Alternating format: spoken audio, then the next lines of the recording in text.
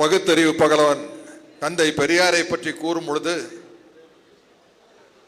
புரட்சி கவிஞர் பாரதிதாசன் அவர்கள் சொன்ன வரிகள், தொண்டு செய்து பழுத்த பழம் தூய தாடி மார்பில் விழும், மண்டை சுரப்பை உலகு தொழும், மனக்குகையில் சிறுத்தை எழும். பெரியாருடைய மனக்குகையில் எழுந்த சிறுத்தை தான் இந்த திருமாவளவன். ஆனால் எழுச்சி தமிழர் திருமாவளவன் என்ற சிறுத்தையின் மனக்குகையில் எழுந்தது முத்துக்குமார் என்ற கரும் புலி. ஒரு சிறுத்தையின் மனக்குகையில் ஒரு புலி எழுந்திருக்கிறது, அதுதான் முத்துக்குமார் என்ற கரும்புலி.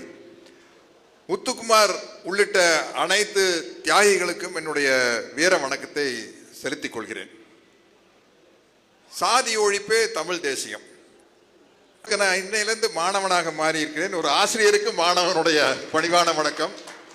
இல்ல உணர்ச்சிகள் வேறு, அதை சிந்திக்கும் திறன் என்பது வேறு. உங்களுக்கு இருக்கும் உணர்ச்சி எனக்கும் இருக்கிறது, ஆனால் உங்களுக்கு இருக்கும் சிந்தனை திறன் எனக்கு இல்லை.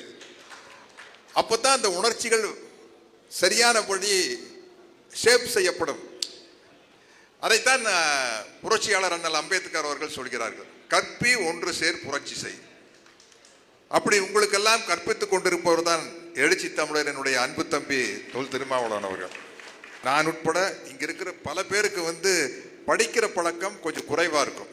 ஆனா இன்னைக்கு உங்க எல்லாருக்கும் சொல்லிக்கிறேன், இந்த செல்போன் வந்ததுக்கு அப்புறம் கேட்டு நம்ம தெரிஞ்சுக்கலாம்.